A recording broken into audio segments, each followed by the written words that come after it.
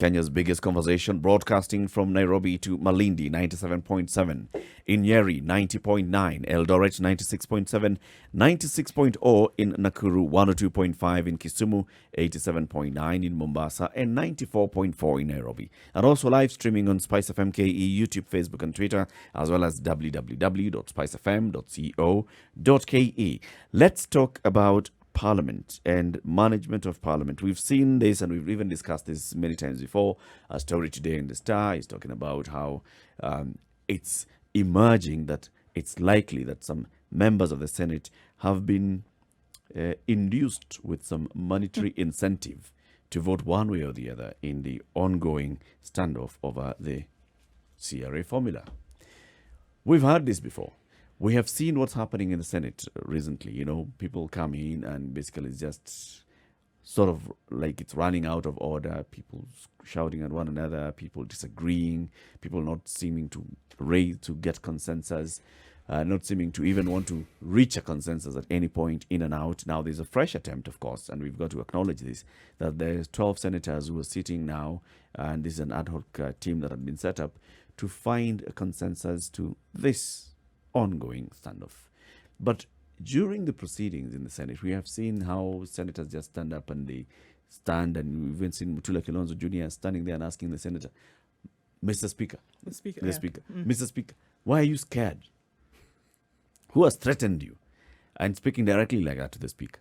And others standing up and saying, no, Mr. Speaker, I keep trying to get your attention so that you can give me an opportunity to speak, and I still seem not to get an opportunity to speak. In fact, the ones I feel sorry for is the Speaker of the National Assembly. You're dealing with over 300 members. If all of them are in the House during a session and all of them want to speak and contribute to a certain motion or debate on a certain bill, how do you choose who speaks and who doesn't? How do you cut off somebody and tell them, all right, okay, we've heard you now. Sit down. Let's hear from Honorable C.T. Muga. How do you even do this? How do you ensure that you retain respect inside the chamber, outside the chamber?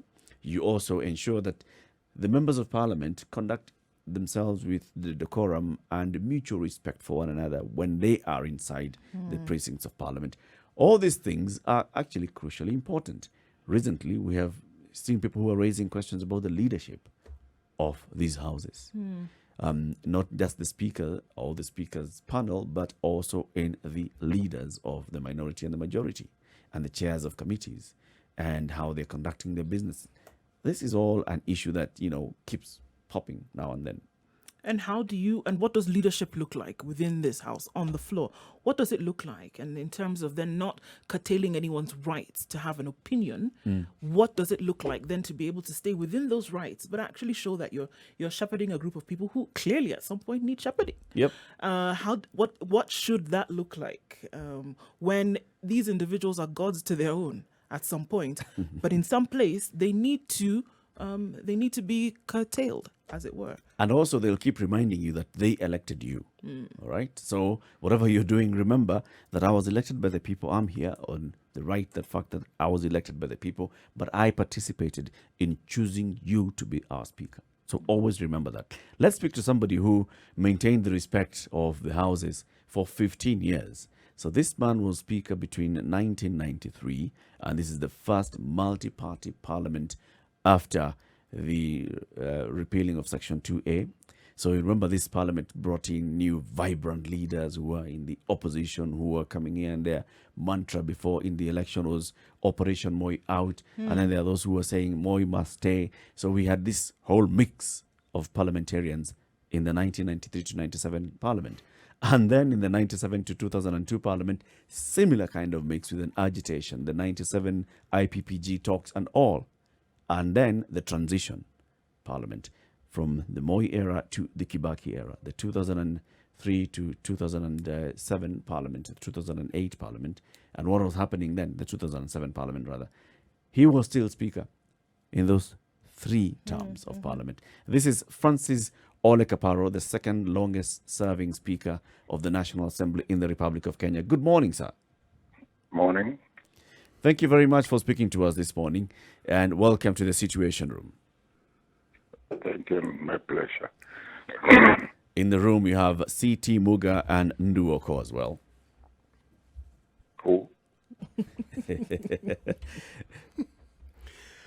Good morning, sir. Morning. Good morning.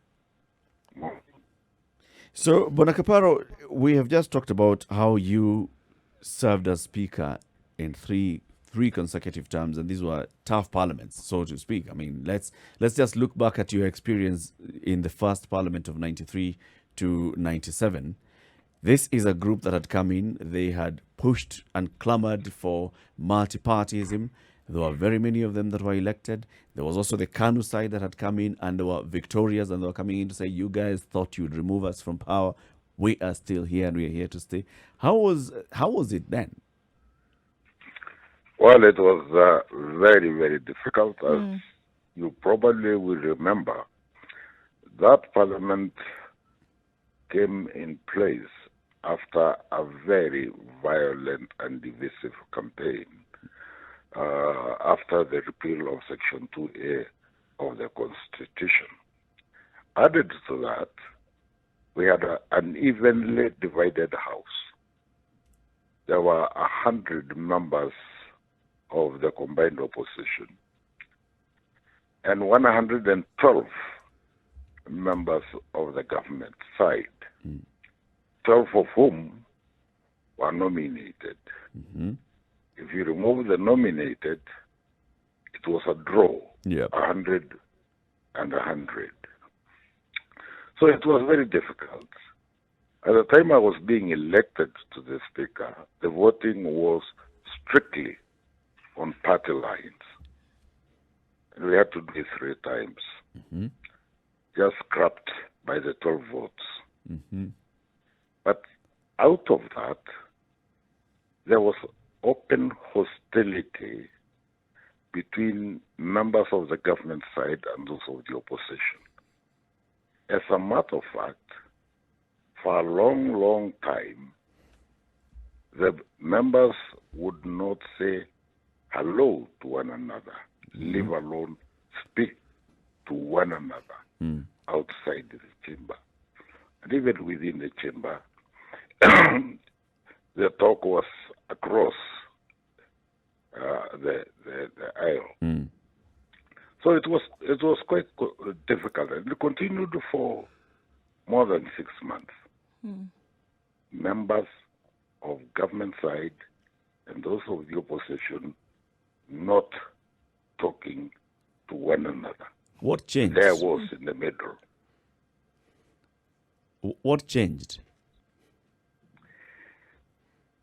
I had to devise a way in which to make members relate to one another as a family of the same house, as Kenyans. And I sent 15 of them to the U.S., 7 from the opposition, and 8 from government. I sent them to the U.S. Congress. I wanted them, the intention was twofold.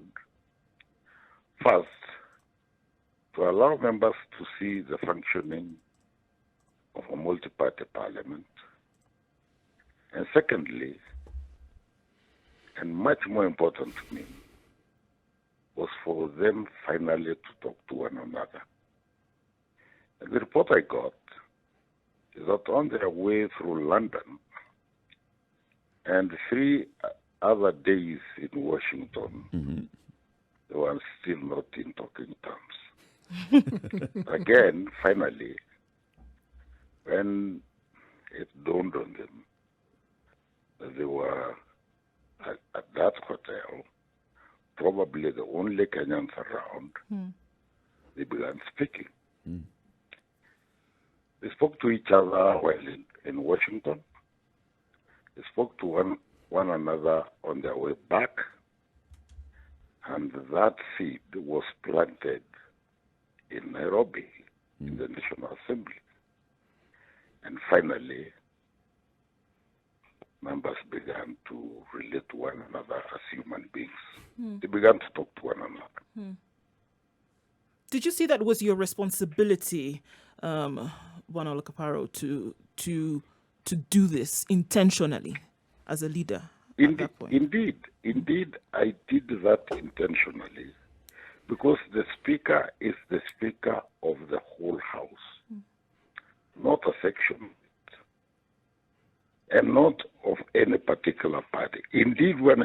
I was elected Speaker in 1993, January 26.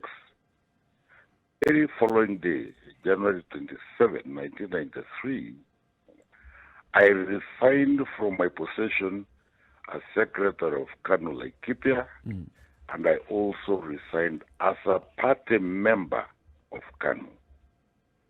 Intention was to free myself from party baggage so that I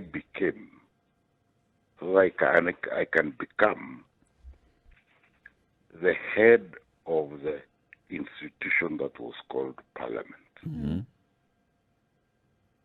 And you had to be completely impartial here in this. During these debates, I can imagine. As far, if I may correct that, yes, it is completely impossible to be impartial, completely. But I try to be as impartial as humanly possible. So the other bit that makes it completely impartial, is it because of your personal beliefs and personal leanings, or is it because of pressure from the outside? And also looking at the allegiance, who is it that had participated in getting you into that office? Well, I think you must get this right. Once you become the Speaker, you have basically two employers. The greater employer is the Kenyan people. Those are the people you serve, and they pay you. The second is the House, because it's the House that elected you to that position, and it is the House that you must. And I mean the House, the totality of it, not the government side or the opposition side, the House. It might not be easy for many people who are observing from outside to remember that, okay, so this was a candidate who had been proposed by this party, and the members who had overwhelmingly voted for this person belonged to a certain party. And maybe that's why we also see, you remember recently, the Speaker of the Nairobi County Assembly, Beatrice Elachi, tendered her resignation, and she made a public statement where she said that she has spoken to the president and told the president that she's resigning from her seat. And the conversation was, why would you be speaking to the president? I would ask the same. I truly would ask the same. I think the allegiance of the Speaker is to the House primarily and to the larger Kenyan society. How do you keep it in line, though? I mean, you've said a few minutes ago that everybody came in and they operated on party lines or in position principle, as it were.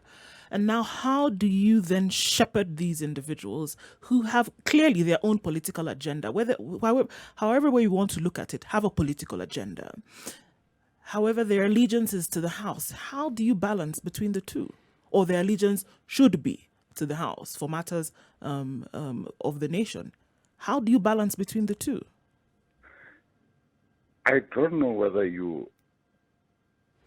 I don't think you have been Speaker, but my understanding of the speakership is that once you are Speaker, you have no political position.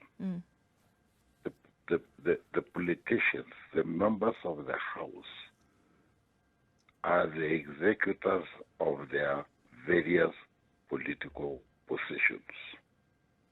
The Speaker must try as much as possible, humanly possible, to steer away from partisan politics. And look at it this way.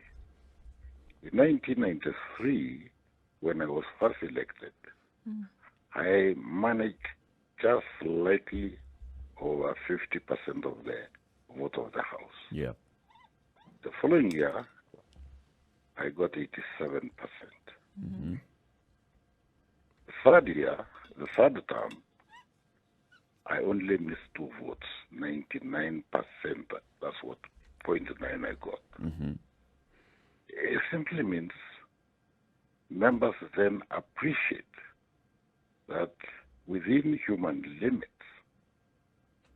you are doing a service for the entirety of the House. The Speaker must have around him certain qualities. Chief among them is humor. Secondly, you must always retain around you wit. And thirdly, you must understand the Constitution properly and the standing orders. And finally, try as much as possible to keep your own feelings out of the debate. And fifthly, you must execute your job as firmly as possible. And you don't have to fear the consequences. Once you have fear around you, you will not do the right thing. It's interesting that you said the first one is humor and then wit. Why would this be very important? The house, most of the time, in very, very controversial debates, the House is very tense, and people get angry, and it's humor. Yep. And the best thing to diffuse tension is laughter. Yep. And you can't laugh if there's nothing to laugh at. So you must have some humor to make people laugh and consequently relax. Mr. Kaparo, would you say that your background, education, and practice as a lawyer helped tremendously in your being a Speaker of the National Assembly? Indeed, it did. But I must also add that not every lawyer would make a good speaker. And I can also say that a person who is not a lawyer cannot be a good speaker. But it does help a lot to be a lawyer because, first of all, you understand the law. And secondly, as a practicing advocate, you have been in the courts and you must listen to the opposing argument without having to unnecessarily antagonize the person proposing the views that you don't agree with. When you have a house like presently we are seeing the kind of debates that are ongoing in the Senate, there's a lot of disagreement, there's a lot of, even to a point of disharmony where people accuse each other of pushing a certain agenda and trying to force through a certain agenda. When people are speaking outside the chamber, they are also uttering some statements that others are finding are completely distasteful. What is it that you would do as Speaker during your tenure to ensure that when people are in the House, they focus on the order of the order paper and not this other drama? During my time, Yes. and during the period I knew as the Commonwealth parliamentary practice, no member, and I repeat, no member is allowed to carry out debate outside the House. And if a member did that, he would be called by Mr. Speaker and the Powers and Privileges Committee and dealt with and punished accordingly. It is wrong, I repeat, it is wrong for members to take out debate continuing in the House and take it to funerals or to press conferences or to other places. Because that would mean that you don't need the House. If you can execute your agenda in the public domain, why then come to the House? And the greatest punishment that I would give to the offending member is not to allow that member to participate in that debate because he has already had his say outside the chamber. The very thing that you describe seems to be the order of the day in present time. It seems to be, Unfortunately. it is rampant. It's happening all over the place. I mean, you hear about debates. It's going on now. Unfortunately, and it is killing the interests of members who speak in the chamber, and it is lowering the dignity of the House. What powers does the Speaker have to enforce these powers that they have? How do you enforce them to ensure that people comply? Well, I have just told you one of them. Yes, that's One one. of them Is it the only one? Just you. No. As I told you, you make that communication that any member participating in debate pending in the House will not be allowed to speak in the House. And if they persist, you can bring them to the Powers and Privileges Committee. And there are various sanctions that may be given, including exclusion from the House, if it is grave enough. Is this rule stipulated in the standing orders of Parliament? I haven't looked at the current standing orders. As I know during my time it was there. If it is not there, it's most unfortunate. And if it is there, it is also unfortunate that it's being flouted almost on a daily basis. But I cannot give you a definite answer because I haven't had a look at the standing orders because there is no reason for me to look at.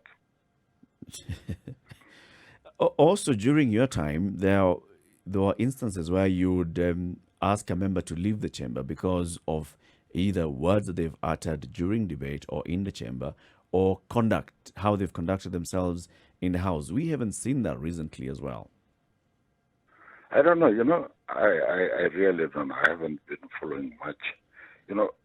You can't follow today's proceedings in Parliament unless you sit and watch TV, because it's hardly in the radio, and it's hardly in the print media either.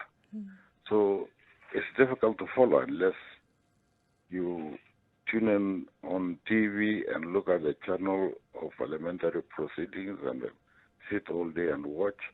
And I don't think that's a good occupation.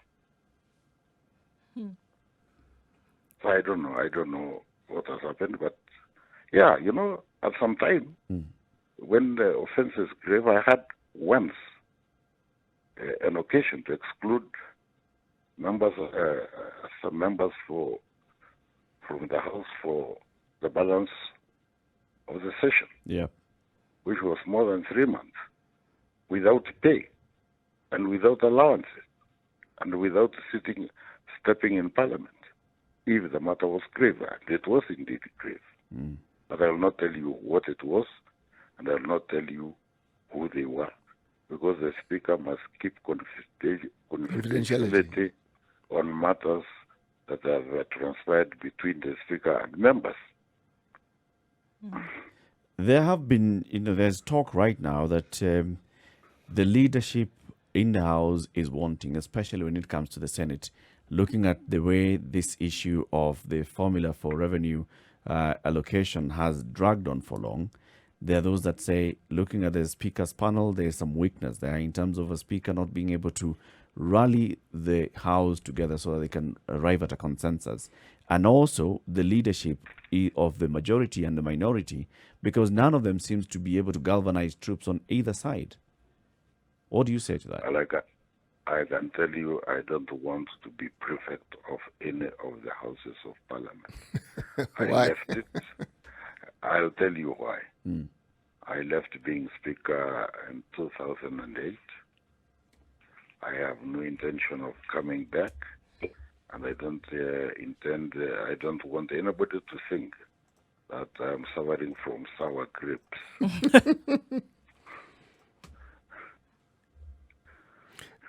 You know why, Mr. Kaparo? The reason why we ask is somebody who was the second longest serving speaker that this country has ever had.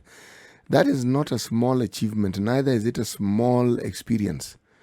Now, are we saying that our parliamentarians, both in the Senate and in the National Assembly, have changed? Are we saying that our understanding of policies, standing orders, and the manner in which parliamentarians should conduct themselves has changed? Are we saying that there is no minimum requirement that a speaker must have in order to have that? But what are we saying? Because if what we are seeing continues, then there will be a great disservice to the people of Kenya just by virtue of having a situation such as the one my colleague Eric has described.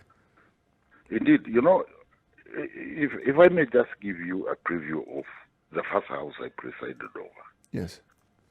I had Jaramogi and his son Raila in the house. I had Martin Shikuku and his brother Oyondi. Mm-hmm. I had Jeremiah Nyaga and his son Norman. Mm-hmm. I had all the young Turks, as they were then called. Yep. And as I said, it was an evenly divided house. But society also changes.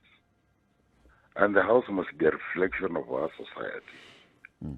If our society is becoming disorderly, you don't expect the parliament to be separate and apart from the greater society.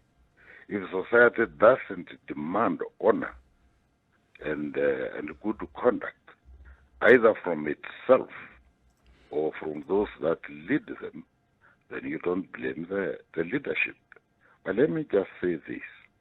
I think it is the business of the leadership of Parliament, the Speaker included, to ensure that the greater good of the people of Kenya is achieved without a lot of side shows. Mm. Mm. And how do you bring the troops, how do you rally the troops together? For example, during your tenure, there was a full clamor for now constitutional change. This is after the multi-party election. You have the parliamentarians who've come in and they're in the opposition. They're pushing for that. In 97, there was the IPPG. And then from that point on, all the way up to 2010, when you were speaker until 2007, there was a full clamor for constitution. In fact, there was a Bomas conference and you were a speaker of the National Assembly at that time.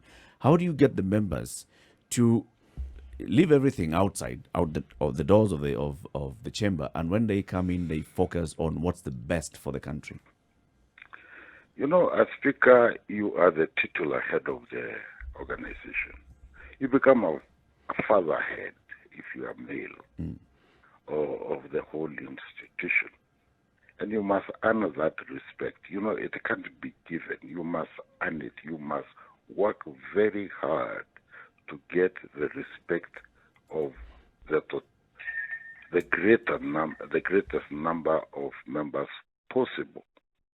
And once you are considered the titular head, a father figure of the house, a lot of consultations will be held by the speaker with individual members or groups of members. And finally, you will be able to reach a consensus or find a way out of a dilemma. This is what happened in IPPG. Mm. I more or less took charge of it and brought the warring parties together. And we drafted the very basic minimum requirements for constitutional change. Mm. This is also what happened when we had a similar thing, like what is going on in the Senate. Yep. The creation of the Constituency Development Fund, which was highly resisted by the executive. Mm-hmm. And we conversed as members of the House. And when we thought it was absolutely necessary to do so, and the members drafted the bill, and it was steered through the House. We also did that for the development of the District Rose Fund, Yeah. as it then was called, though it was into constituency. Mm-hmm. Again, it was highly resisted by the executive, but under the leadership of the Speaker and the House leadership. And remember that time, the leader of government business was minister. Yeah. Most of the time, vice The president. vice president. But you had the whips, and the whips worked closely with the Speaker. And I worked very, very closely with the whips, and we tried to bridge gaps wherever there were between the various competing parties. But that was then. I don't know what is the situation today. How Well, often, for example, Bwana Speaker, would you call speakers Kamukunji, and what other tools and instruments would you use? By the way, I was the creator of the Speaker's Kamkunji. Before me, it was not there. I realized at some time that it was not possible to iron out, particularly in-house matters or disagreements in the open plenary. And there was no other avenue then available to bring members together and talk in-house. And consequently, I created the Speaker's Kamkunji.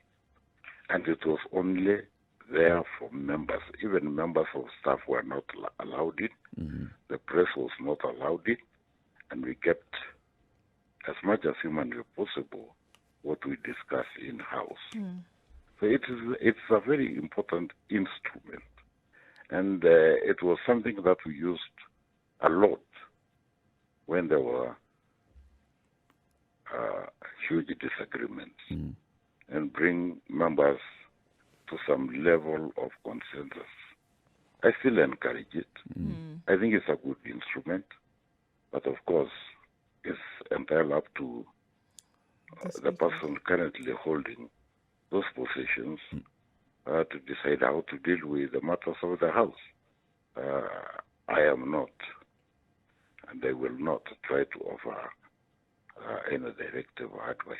Okay. Now let's talk about cohesion as we conclude the conversation. You also served as chair of the Cohesion Commission, and what we are seeing, what we've heard recently is also still with the debate about this formula is the reemergence of the issue of marginalization and use of language that some have felt is basically hate speech against their communities. What would you say about this? Well, first of all, let's admit we have had a problem of an equal distribution of resources across Kenya since independence. That's a fact. You cannot run away from it. And it is historical. The colonial government denied the resources to almost 2/3 of Kenya for development. I don't know what their reason was. The independent government continued in that similar direction. And for a long time, 2/3 of Kenya was suffering and continued to suffer for lack of provision of resources for development. That's the reason why we had the CDF. That's why we created the District Rose Fund. And you know, that part of Kenya, 2/3 of the landmass of Kenya is part of this country. And it is clearly left behind. So something has to be done.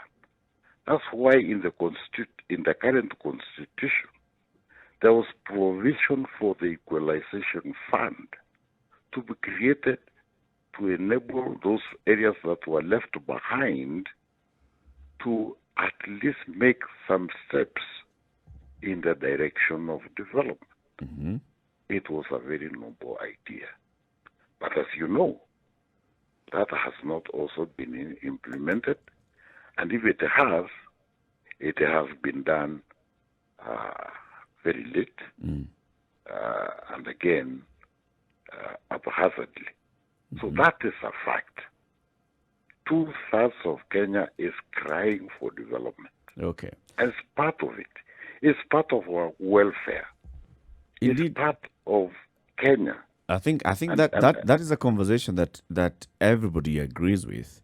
And then now we come into the second part, which is the first formula and the second formula have been trying very much to ensure that those considerations are put in place in the allocation of resources to these parts of the country.